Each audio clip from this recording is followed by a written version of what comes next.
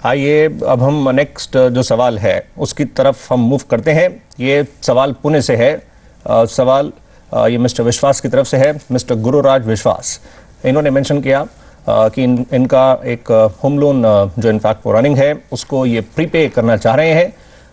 Prepay में अब इन्होंने मेंशन किया ये अपने फादर से कुछ उसके लिए रकम ले रहे हैं। 2.5 लाख इन्होंने मेंशन किया। आप लाइन पर है इस समय मिस्टर विश्वास? हाँ, यस।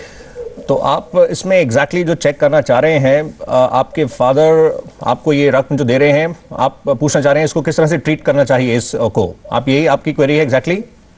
हाँ, एग्जैक्टली। मेरा यही जॉइंट होम लोन चल रहा है और उसका प्रिंसिपल रिपे करने के लिए मैं अपने पिताजी से 2.5 लेना चाहता हूँ। ओके, तो आपको ये 2.5 लाख। हाँ, ये कितना समय हुआ, ये लोन कितने समय से रनिंग है? अराउंड 1 ईयर से रनिंग है ये होम लोन। ओके, फ्लोटिंग आपने बताया, फ्लोटिंग कैटेगरी में है ना? हाँ, फ्लोटिंग कैटेगरी में ओके, फ्लोटिंग में बलवंत साहब एक तो फ्लोटिंग में है, प्री पेमेंट के जो चार्जेस हैं वो भी नहीं, एंड अगर ये फादर से ले रहे हैं ये रकम तो मतलब इसको गिफ्ट भी ट्रीट कर सकते हैं क्योंकि रिलेटिव की श्रेणी में फादर भी हैं। और मतलब अगर लोन की कैसे इन दोनों पहलुओं को देखना चाहिए, गिफ्ट वर्सेस लोन?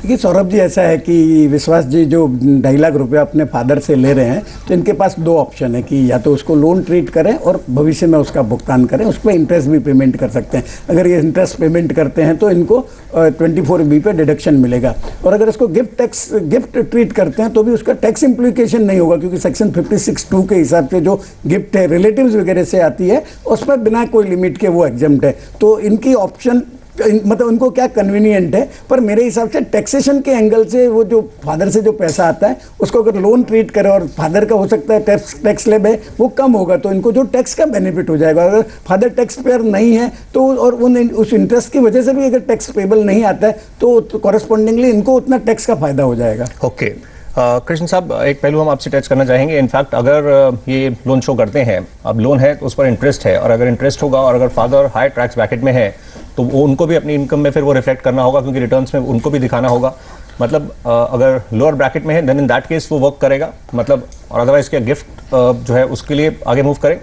देखिए, आपने बिल्कुल सही कहा कि अगर इनके फादर हायर ब्रैकेट में हैं और मान लो ये लोअर ब्रैकेट में है तब तो बिल्कुल ही नहीं करना चाहिए क्योंकि इनका लोअर ब्रैकेट, और अगर फादर अपने हाथ में वो इंटरेस्ट इनकम रिफ्लेक्ट करेंगे उनको हाईएस्ट स्लैब का इनकम टैक्स देना पड़ेगा। लेकिन अगर फादर की इनकम टैक्सेबल नहीं है या उनकी बिलो ये मतलब अगर बिलो टैक्सेबल है या उनका स्लैब सबसे लोअर स्लैब है या इनके स्लैब से ज़्यादा है तो उस सिचुएशन में ये उनको इंटरेस्ट दे सकते हैं और सेक्शन 24B में उसकी डिडक्शन को ये क्लेम कर सकते हैं। और फादर को अपनी इनकम टैक्स में जो भी इनसे इंटरेस्ट आएगा उसको इनकम टैक्स उसके ऊपर उनको देना पड़ेगा और उस इनकम को रिफ्लेक्ट करना पड़ेगा। राइट, इतना ही समय था, प्रश्न कई और थे लेकिन कार्यक्रम को यहीं वाइंड अप करना पड़ेगा। कृष्ण मल्होत्रा साहब शुक्रिया पार्टिसिपेट करने के लिए, अपने व्यू शेयर करने के लिए। बलवंत जी आपका भी धन्यवाद।